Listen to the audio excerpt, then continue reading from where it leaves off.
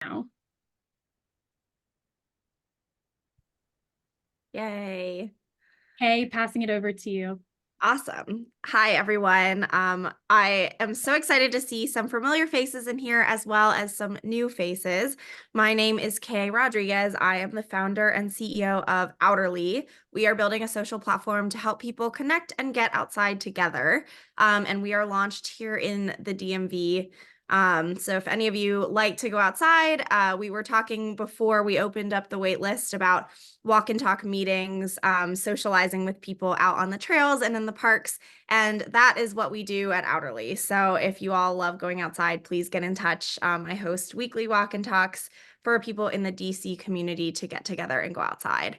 Aside from my founder responsibilities, I also co-lead DC Startup Women with Casey this year. Last year, I was one of the leads on events. So in true Kay and Outerly fashion, hosted a lot of walk and talks for female founders and funders here in the DC area. This year, we're working on a couple of exciting new activity-based activations for the DC founder and funder community. And I'm just so excited to be here with you all today. We decided to do this event in particular because it is January. It's been a challenging year for founders and funders alike in the last 12 to 18 months. And so we wanted to kick this off with just a pulse check of our panelists. So I'll let Haley and Alex introduce themselves and then just give a pulse check of where they're at and some of the things that they've been experiencing in the last year in 2023 in their respective roles. I'm happy to kick it off. I have very dramatic music playing in the background. I apologize, calling in from a coffee shop in Palo Alto. I'm Haley. I'm an investor at Hustle Fund. We're a pre-seed fund. We invest in hilariously early startups across B2B SaaS, digital consumer health, fintech, and Web3. I've been in the DMV for almost 15 years, started my career running Apple stores, and have kind of like fought my way into this seat. And really happy to be here today. Active angel investor long before I started VC. And still working my way through it. If you're interested in VC, I'm reading a book called Breaking into Venture by Allison Baum Gates at Semper Virens Capital, which she co-founded with a former QED partner. Highly recommend. It's both hilarious and helpful. Yeah, I guess do you want Alex to introduce herself before I talk more? Would that be good? Okay, I am on here. Awesome. Well, lovely to meet everyone. My name is Alex McLeod. I'm a founder and CEO of a fintech called Parlay Finance. Parlay Finance is a tool that helps community banks and credit unions get more small businesses approved for loans. I'm a three-time founder. This is my third company. They've all focused around enabling access to resources for underserved communities. The latest flavor of that being making sure that funding entities that are banks that want to help small businesses and the small businesses that want to get capital from banks have more efficient ways of doing that together.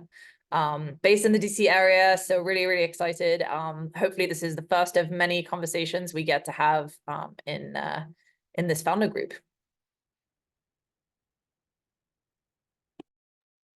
Alex, do you want to share what you have seen over the last year? Because I'd love your perspective. And Sure.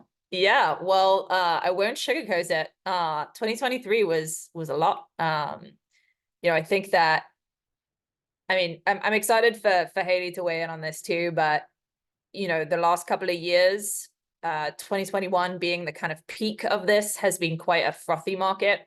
It was quite easy to get, to as a founder, if you were raising venture capital, which is not required, but if you had a business that was venture capital kind of track, it wasn't too difficult as long as you ran a good process to go raise money at valuations that were pretty nice. And then the last year, really reset those expectations really hardcore. So our ecosystem, we're in the banking community. And last March, we're coming up on 1 year of this happening, but we were at South by Southwest when SVB collapsed. And every startup in America had a collective nervous breakdown because most of their funds were locked up at SVB, but also the banking community, which we're part of, had a second kind of panic attack for the rest of the year where people got nervous, more banks got put into receivership, there was suddenly a lot of caution. VCs that usually invest in the fintech space drew back or kind of held on to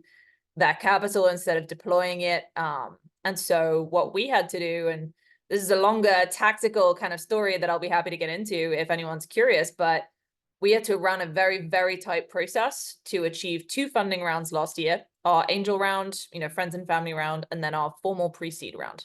And it took, this is not my first rodeo, but this was the hardest by far, given the the conditions. It wasn't impossible. And if you like hard work, then 2023 was awesome, but it was a reset. And I think it was a healthy reset, but it was very hard work.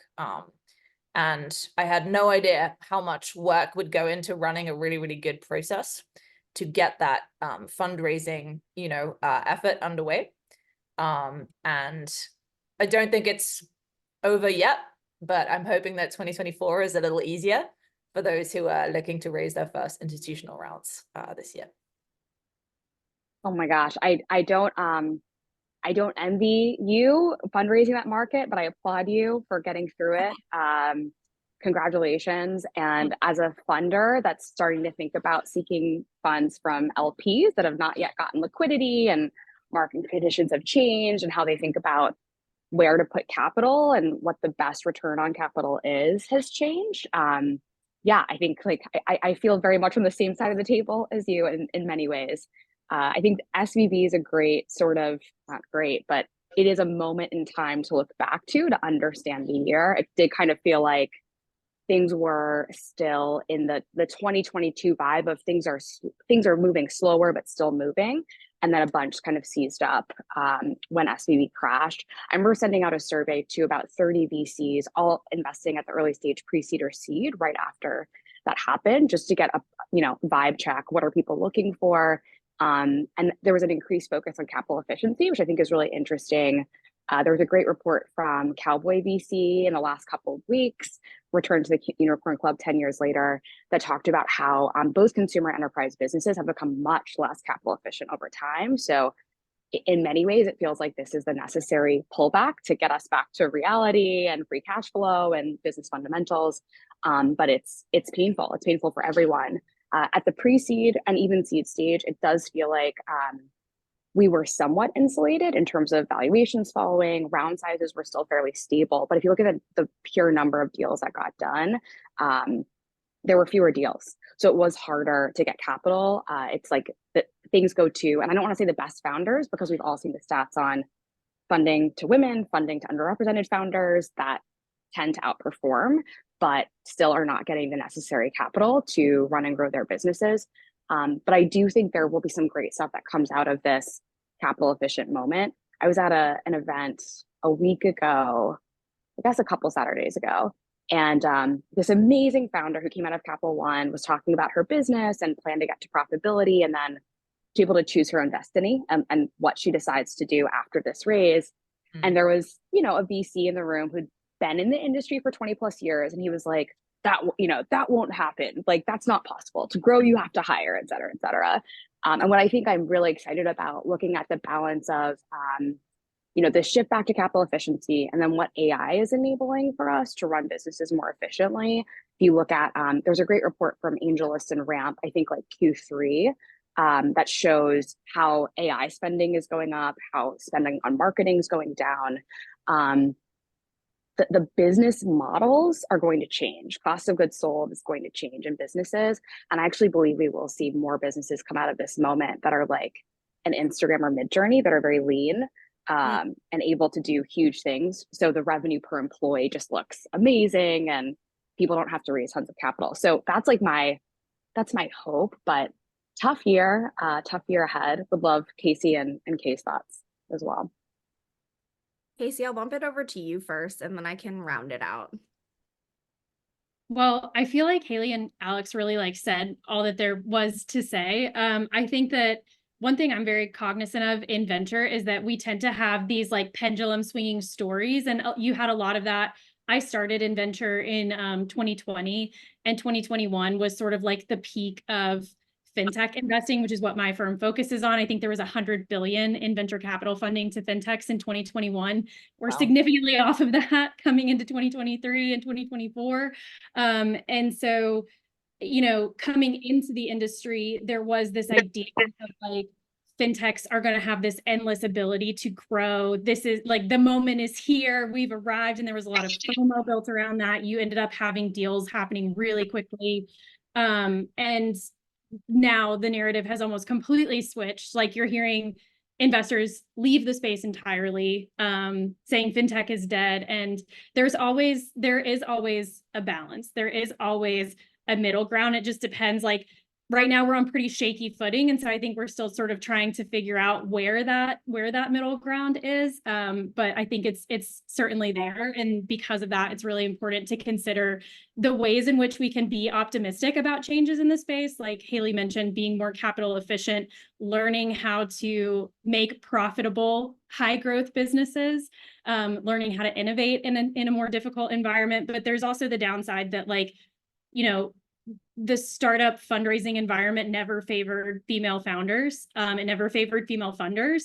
And those disadvantages only compound in people's minds when you talk about difficult environments and make it even harder in some cases to surmount. And so, you know, the good news I think about being in the startup ecosystem is that like all of us are pretty optimistic people by nature. So you sort of have to like take the good with the bad and keep trucking. And I think that's very much been the persona of 2023 and moving into 2024, which I like because I'm a very like sled dog mentality. Like, let's just put our heads down and work. And it feels much better to me to be in that environment versus the like party rounds kind of craziness of my first couple of years in venture.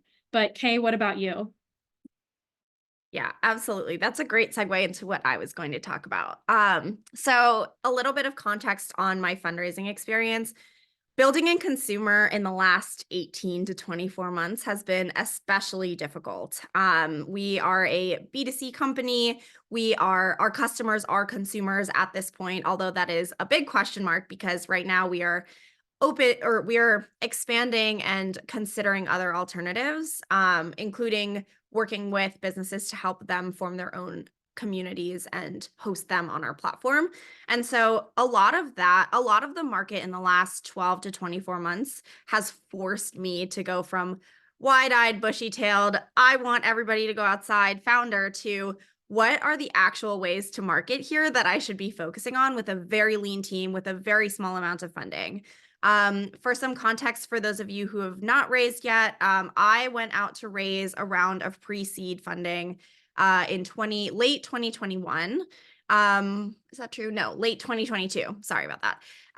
And Haley was actually one of the investors that I talked to twice about my company. And we are still very close, but it was not a thesis fit. It was not the proof that we were able to provide was not like what was needed for a VC, any VC, even if they really liked me as a person, to feel comfortable making the investment. And so in the last 12 months, I have been very, very hyper-focused on hunkering down, putting my head down, to Casey's point, and building traction, like showing the signals that we need to show in order to raise this year.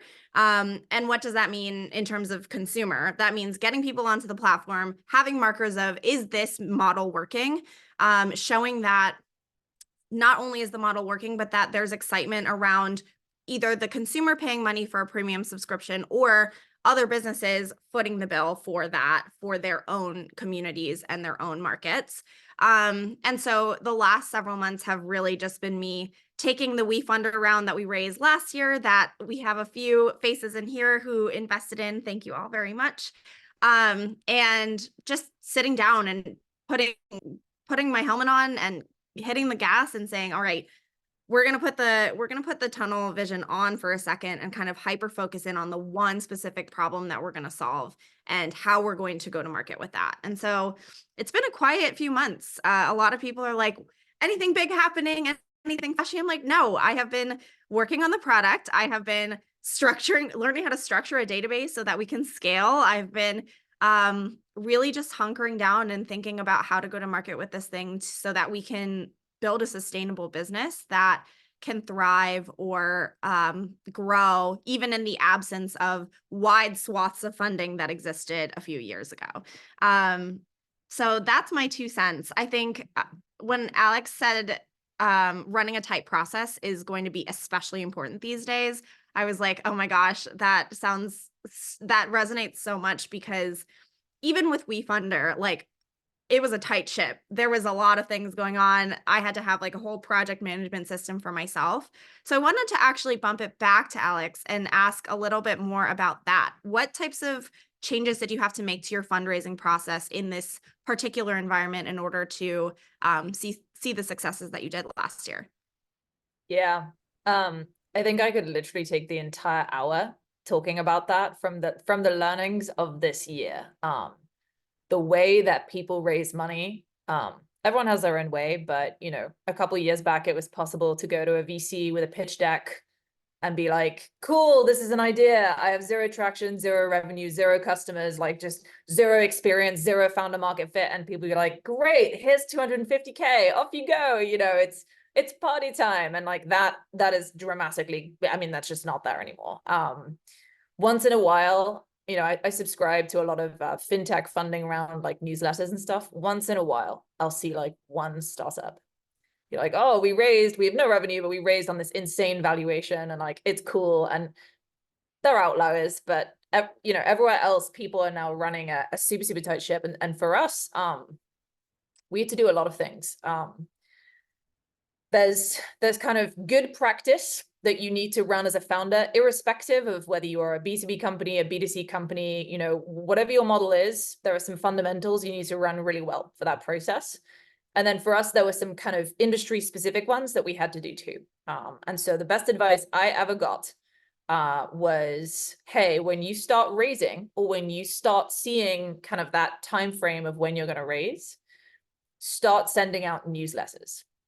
They were like, yeah, so you're gonna share updates. You're gonna add everyone you know, who might be an investor, who said no, who, you know, you want to be on their radar. You're gonna add them all to your updates, and then you're gonna give them consistent updates. And I thought, who on earth would want to read my updates? I'm like, you know, young founders still building product and getting product market fit. Why would investors be interested in that? But it turns out that it's an integral part of doing a couple of things. One, showing that you can make progress and that you have indications of traction and that you are going to market and doing all those things that Kay said you have to do, right? Lock it down with product, go talk to customers, get insights, get commitments, show early traction metrics, all these things that can tell that ecosystem, hey, our company has got something here, you need to pay attention. But the other piece is, you're establishing personhood. And I've never learned that as much this year as before. You know, before it was possible to go and have a couple of meetings with a VC and say, cool, there might be a fit here. Let's quickly make a decision. And I found that this year was very different. It was, hey, we want to watch you and see how you build. We want to see how you make decisions. We want to understand how you lead. And we're going to watch. And then at some point, it's going to make sense for us to partner. Or if, you know, if you're out of thesis, it's going to make sense for us to help you on your journey and introduce you to other people and all of that. And so, you know, we do an update. We do it now monthly, but we went through a couple of accelerators where we did it weekly, where we were showing progress week over week, to paint that big picture. And we break it out pretty simply. We do executive summary, the great, the good, the grind, aka like where we're failing or making mistakes, because you also have to kind of show the whole journey if you're going to show it. And then some asks, like, we need introductions to this. Please, can you help us talk to Haley Bryant at Hustle Fund, you know, whoever it is, and kind of find our way through the noise. And the first few, you don't get much reaction, but over time you do, because people start to read and pay attention. And like, we use HubSpot to send them out. And HubSpot tells me exactly who opens my emails and reads them, and tells me whether people are skimming the email or whether they're reading it in depth. And so like we have a structure now where 85% of our 500 or so folks on those updates read the email closely, which means that they've spent more than 8 seconds reading. That's how HubSpot defines it anyway, the content. And so we use that. we see who's interacting, we re-engage, we reach out. And then from there, what we do is we have an entire other line of effort. Like, there's a lot of work. I think that founders generally do not understand how much work this takes. And it's really, really good to know it and come in with eyes wide open, because it's a lot of work and it takes a lot of time. But then from there, you need some basic things too. You need a pitch deck. You need to have a really good financial model that turns, you know, your pitch deck into numbers that an investor can look at and say, cool, this makes sense for my fund. I understand what's, you know, what's happening here. And then generally an enormous amount of diligence materials to support your deck and your model, and the process that you're running to have meetings at a specific point in time. Because the other part of this is you need to generate a lot of momentum. And so you can't go and sort of go, oh, well, I'm going to talk to one VC this month, and then next month I'll talk to another VC. You have to kind of consolidate efforts in a short period of time to start filtering and kind of signaling to the ecosystem, hey, I'm raising. This is a good deal. You should make decisions in a timely way, because there are other VCs who are also evaluating this deal. And so there's a lot of work that goes into this, and there's a lot of sustained effort that goes into it once you start, because the default answer that you're going to get from a VC, again, if you are choosing the VC path, and I'll stop talking, is no. And so your entire process is taking no's and turning them into yeses, not coming in and going, well, I think I'm going to get some yeses. Nope, you're going to get hundreds of no's. And then in time, you're going to turn those default probably nots or no's into yeses. And so it's the negotiation, the work, the dialogue starts at no. It does not stop at no. And I've found that female founders especially have to work hard to overcome that mental bias when it comes to having these types of conversations. Yeah, I think that's so true. And I think that, so as an investor in Alex's company who reads these newsletters, and so hopefully I'm part of the 85% that is spending more than 8 seconds reading, I can say, you know, the other thing that we're really looking for in those communications is like, how does this founder address hardships, and how do they talk about the negative aspects of the business that they're building, or the negative metrics that have come in from the past week, from the past month, whatever it is super critical. And I think you're right. Like, obviously, Alex, you have the double whammy of like having a venture backable business that sells into banks. So like 2 of the slowest sales cycles right now. So I feel like you feel this really, especially of like, it takes a lot of touch points. It takes a lot of follow-up, and you have to be very intentional about building that relationship. But hopefully what you're also seeing is that funders, like VCs that you're talking to and banks that you're talking to, are aware of that work, and it shows, and we consider that in the decisions we make. But also, like, if I don't see that you're working hard, then I'm not going to work hard for you. But like, because I see how hard Alex works, like, she's always top of my mind of like, who are the intros I can make for her? Like, what is the extra research I can send her way? What is the work I can take off of her plate? How can I uniquely support her as an investor? And you know, in this funding market, it's definitely skewed in the favor of the funder to get to choose what businesses they're investing in. But that's cyclical, just like anything else. That will shift, where founders have power in which funders they choose. Maybe that shifts as you go from early to later stage. Maybe that shifts as like the broader macro environment shifts. I don't really know, but that's something to really keep in mind. And so I want to get like a little spicy for a second and ask Kay and Alex, like, what do y'all look for in funders? Like, how do you sort of diligence that relationship? And Haley, maybe you can talk too about like, is that something that you think about, and how does Hustle Fund approach that, and being a good kind of steward of funds, but also like trying to be a really good partner to startups, and not just be like, kind of how Alex said, like, sounds cool, here's 250K, like, hope you make it work, is not usually the ethos that I think most of us are operating by. I can take a stab at this one. So one of the things that I just wanted to say is that for those of you who haven't raised institutional rounds yet and are looking more in friends and family and angels, the same process works. So like humanizing yourself, giving regular updates on where you're at, the good and the bad. Historically, I have used LinkedIn for this. And so like I have written these, if any of you have connected with me on LinkedIn, you've probably seen them, but like very personal, very pointed updates on where I'm at with Outerly, what's been going on. Is it going well, or does it feel like there's a dumpster fire happening? And while that may seem to signal, and I've actually gotten some comments on these posts that are like, you probably shouldn't talk about this widely on the internet because people are going to think you're failing. And what that's done has helped the people come out of the woodwork who are interested in sinking their teeth into the problem, providing advice or assistance, making connections, things like that, because they believe in me or because they believe in what we're doing. And so in terms of running a tight ship, similar type of thing. I have taken, last year, I started what's called the Outerly Brain Trust, which is a group of 85 people in a Slack group, free Slack group, that have raised their hand from those LinkedIn updates, from our investor updates, and said, hey, I want to help. I don't have $1 million for you, but I can help you in A, B, C, D, E, F, G ways. Some of that is free accounting help. Some of that is tech support. Some of that is, hey, I'm a newer developer that's transitioning into this industry. I want to get some reps. How can I work on a feature for you? Or how can I help you structure your database? And so I have learned as much from those people as they have learned about the outdoor industry or about community-based outdoor events from us. And it's a very like symbiotic relationship. And so like from a triaging perspective and from, hey, who should be investing in my company? Who should we let into the fold in a deeper way? The Outerly Brain Trust has been like the #1 thing that we have used to basically say, all right, are these people willing to like step up? And even if it's just 30 minutes a month or 15 minutes a month of just answering some questions for me or helping me walk through a problem, that tool has been invaluable and it has cost us $0. That's awesome. I love that. Kay, I hope you can drop the link to that for people to join or like learn more about it. Yeah. Absolutely.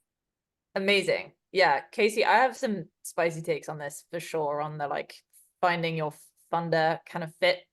Yes, Founder please. funder. It is like almost time for lunch. It's time for some spice. Okay, so I think the challenge, and like maybe this is me, maybe this is a women everywhere thing, but I think the thing that I had to overcome the most in fundraising is loss aversion. You know, I am lucky. I have 2 male co-founders.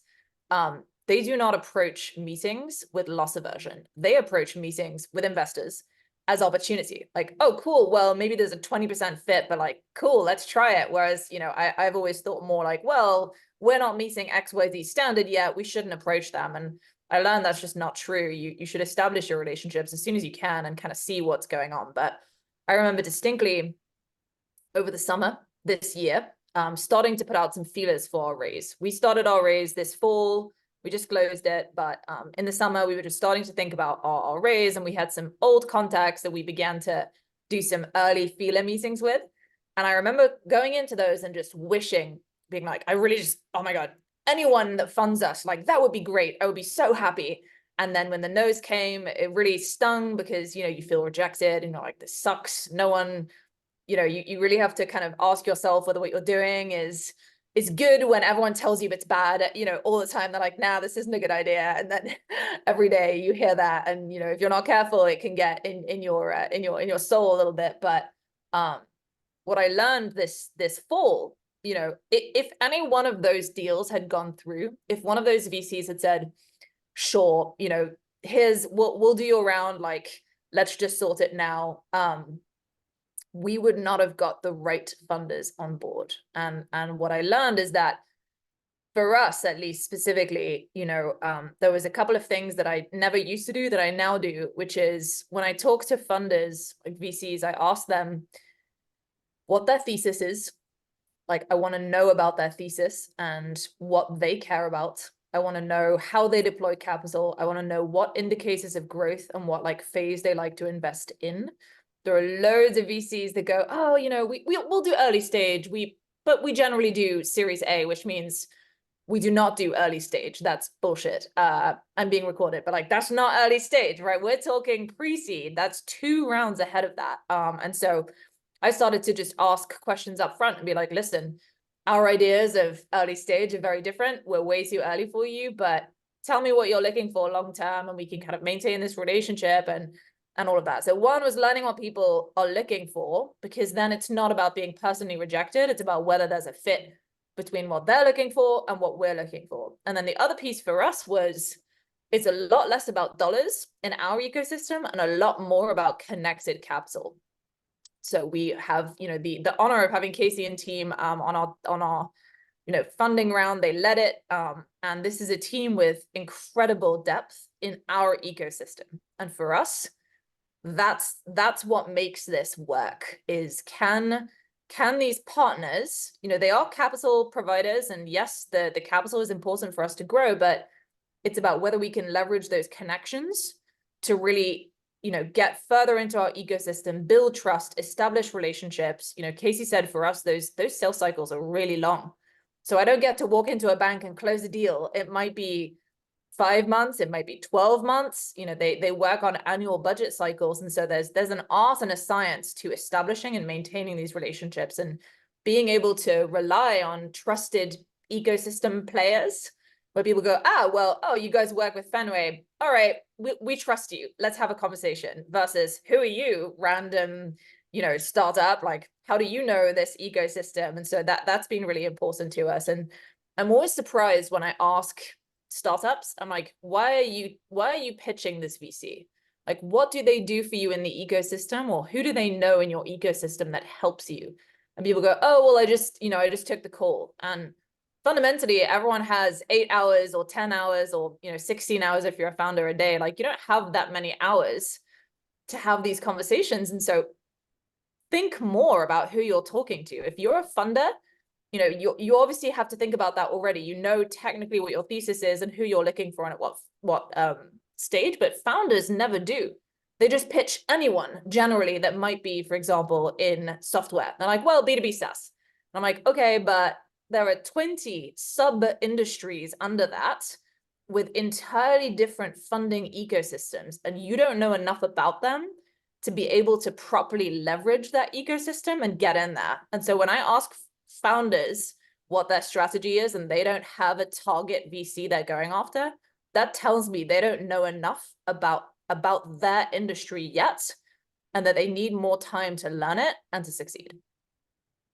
But Haley, I'm sure you have 100 perspectives on this too. No, I love hearing Kay and Alex, your thoughts on this. And great spicy question before lunch, Casey. Yeah, I mean, at Hustle Fund, our mission is to democratize access to capital, knowledge, and networks. You really need all three. And I think as a founder, you have to figure out what you're optimizing for within your raise broadly, where your biggest gaps, and then within each partnership. So I love that, both Alex and Kay, you're thinking about this as you're talking to funders. It's a relationship, to Casey's point. The dynamic will swing. And it already is starting to, I think, with that focus on capital efficiency. And as you get more traction in the business, you have more leverage, and then sharp elbows come out as your business becomes more and more obvious, let's say. So I think you have to figure out what you're sort of looking for. I mean, at Hustle Fund, we think about a few things. One is just the speed of no. To Alex's point, there are a lot of no's initially. Charles Hudson wrote a great post at Precursor about sometimes a no is just a not yet. So often the companies we invest in are ones that we've followed for a while, and it just didn't make sense initially, and then something unlocked. Before this call, we were all chatting about recent companies we've been excited about, and I mentioned a company that I'd been tracking, loved the founder, but just wasn't quite sure yet based on where the business was, valuation, et cetera.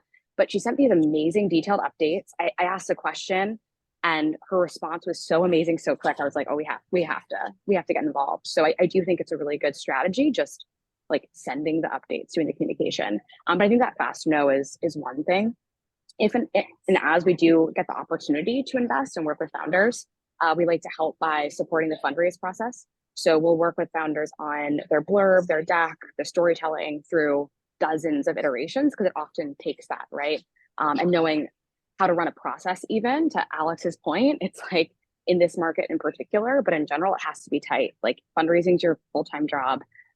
You can't take one meeting here or there. It has to be a really, really thoughtful process, and know that your conversion rate may be like 1%.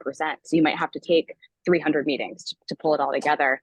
But every meeting's an opportunity, to the point of your founders and your increasing mindset. And then beyond that, we have a network of angel investors. Look, we're a small initial check. It's $50,000. It may be a follow-on check, but where we get a lot more leverage is by working with people who are industry experts like Casey at Fenway Summer. And I know she has a couple of coworkers on here too, who know a ton about fintech, who have great relationships in industry. We can't do it alone. So we try to open up connections to other VCs, but also angels who are willing to be early believers. Who are like, oh my gosh, Alex is a third-time founder. She's served this audience for so much time. Like, it would be amazing to work with her. And it isn't often the check size. It's that capital can be catalytic in unlocking connections and building momentum in the raise, and just getting practice and telling your story like Kay does with her advisory board. So we have about 1,500 angels in this community called Angel Squad. If you're an operator, emerging fund manager, founder, would love to have you in there. And they're available to help with both syndicating, but also just to provide advice, customer connections, et cetera. So those are a few places that we like to plug in. But yeah, the way I think about it, it's always the opportunity to serve a founder. Like, who would I want to work for any time of day, night, right? Like, who do I want to, oh, I saw this thing over the weekend, thought of you, here's the follow-up on your financial model you asked for. Like, that's how I kind of think about it. I don't think we can ever rest on our laurels because that market dynamic does change. And also, like, why are we in this industry in the first place? So great questions. And Haley, I have another question for you. It came from Rachel in the chat. So thank you, Rachel, my in real life best friend, for supporting me on this webinar and asking this great question.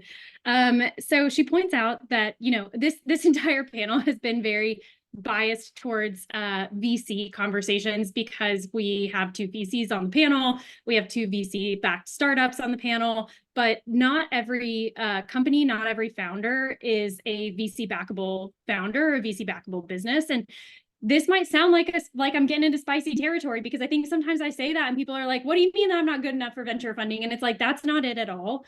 Venture is like this asset class that I think, again, we've talked about sort of the times, has really ballooned and become this like ubiquitous, almost that is like the marker of a great business. We've seen from how many of these businesses have blown up, that's not actually true.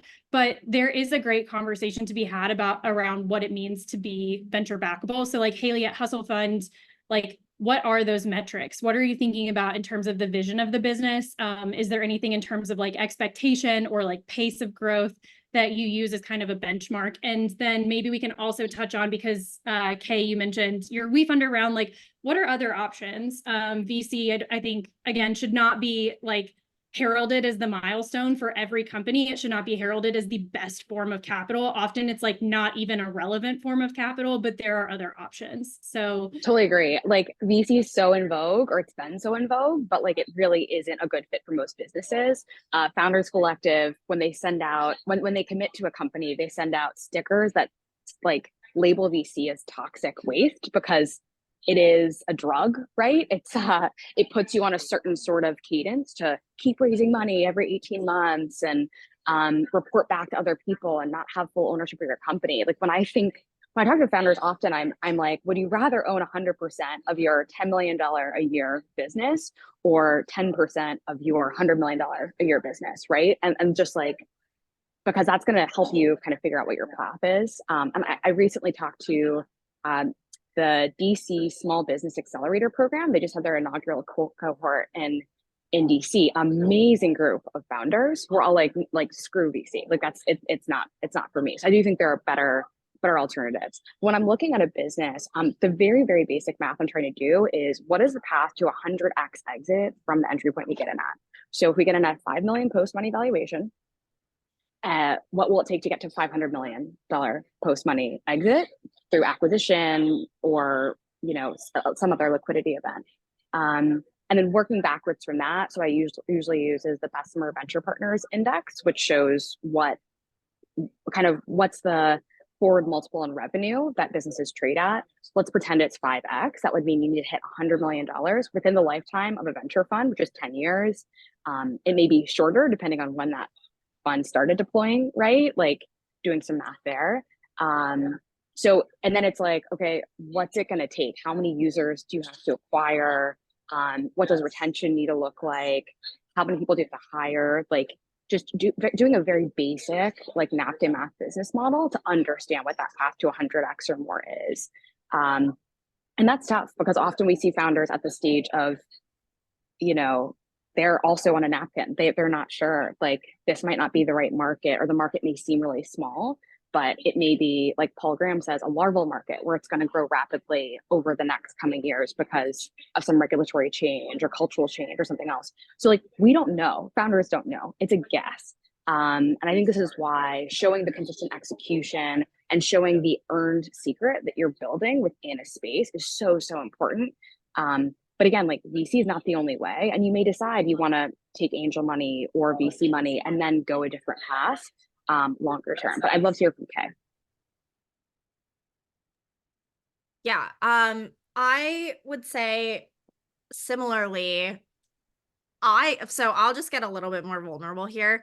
I started off with Outerly in a completely different space that I am now, in a completely different mindset. And so like, I think I mentioned being wide-eyed and bushy-tailed in the beginning and being like, yes, we will get some investor who will say yes to us, and that will start the snowball of getting more and more VCs interested in what we're doing. And so in addition to what I was saying earlier, which is like build signals of traction and build signals of a sustainable business and the model working, I have taken a very, I wouldn't say cynical approach to VCs. Like we are still going to chase VC when the time is right, but that time is not right now. And so, and I'm okay with that because we have enough to do what we need to do right now. Frankly, in this time, I'm like, okay, how do I make this sustainable for me as a founder of a very lean team? We have 3 people, 2 of whom are part-time. So I'm the only full-time employee here. I do not have a co-founder at this juncture. And so how do I make this sustainable for me financially, personally, mentally, emotionally, et cetera, which is all very, very, very important. But then on top of that, how do we build this business so that when the time comes for us to say with gusto, we can 50, 100 plus X all of our investors' money, we will know exactly how we're going to do that. And right now there are too many question marks for me to be able to confidently say, I can go to a VC and explain to them how exactly we're going to do that. And Rachel posted in the chat like a couple of minutes ago about how a lot of times our male counterparts are evaluated on potential. And so that mindset of, oh, well, we're going to start this company and then figure it out later has worked historically much better for them than it does for us. And that's really unfortunate, but that's the reality that we face right now. And so for me, coming from the founder side, we will be raising from VCs, but I'm going to be very meticulous about deciding when and how we do that so that I can feel very confident and we have the numbers to back up the fact that we can provide the returns that VCs are looking for, especially now that venture capital is much tighter. That's really helpful. I have one final question. Maybe we can eke in one more before 12, but Julia asked, she's interested in what the process has been like for bringing on advisors. So at what point in building your company do you think it's a good idea to bring advisors onto your business, and how does that process typically go?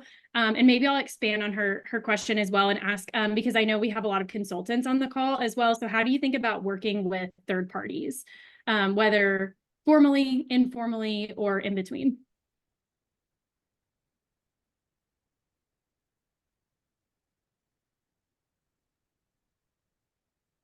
I mean, I can kick off a little bit on this one. This is again from a more VC backable company perspective, but I think this can apply to anyone. People often think of advisors as finite. Like once I hire Alex McLeod, then she is an advisor forever. You know, that's how it's going to work. And I think that for different periods of your company's life and existence, you're going to need different advisors. And so one, I would disabuse anyone of kind of that, oh, well, it's this or nothing. I have to have 15 advisors, and once they're on for life kind of structure. You know, you can think about what your company needs.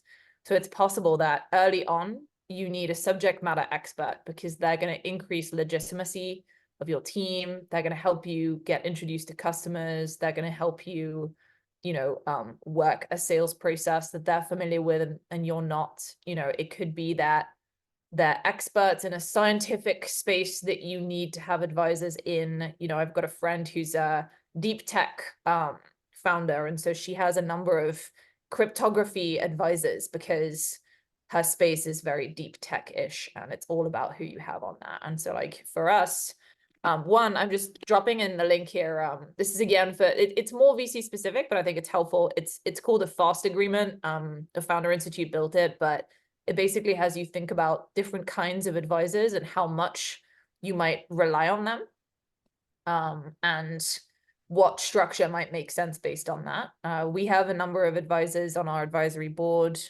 When we started the company, we had different ones and then they changed. We nearly brought some on and then we didn't, and we were really happy we didn't, because we didn't need that generalist skill set. We need the more specialized ones, but it's an ebb and a flow. And we think about consultants similarly. In our space, compliance is a big piece of the puzzle. And so we have some extra support on the compliance side from folks that know the regulatory space better than we do, and that advise us on that. And so I think it's really thinking about your goals and where you want the business to go, and then you retrofit against that who you need to help you get there. But I love the point about advisors, meeting different advisors at different stage in your journey, Alex, like having done some advising myself. And for anyone who's working with companies fractionally here, I think I just started rereading the book Trusted Advisor, which is I love, highly recommend if you're in consulting or VC or anything that's relationship centric. But it's all about how to build trust. And I think we're all playing an infinite game here in venture capital. It's not about the next stage or whatever. And I think actually some of the bad behavior we've seen in the last year or so is people thinking very short term. So think long term. But as an advisor or consultant, if you can actually proactively identify where the business has gaps and almost fire yourself, like, hey, like you kind of graduated from what I can do for you. You should talk to my friend X. This is a great way for you to build some cachet and build trust with these founders, and maybe you slot back in over the long term. But I do think that's a really, really good point. We are seeing more and more companies focus on hiring in a fractionalized way. We have multiple companies that help founders do this. So I think this is also going to drive COGS down for businesses over the next few years. Awesome. Thank you all for your input. I know we're running out of time, but I have a quick announcement before we wrap things up. We are hosting, DC, as part of DC Startup Women, we host invite-only founder and funder dinners for female founders and funders in the DMV and beyond. And our next one is in February. We are focused on consumer tech for this specific one. So if you all are investors in or are founders in consumer tech and would be interested in getting an invite to this, we do have an open application process for these.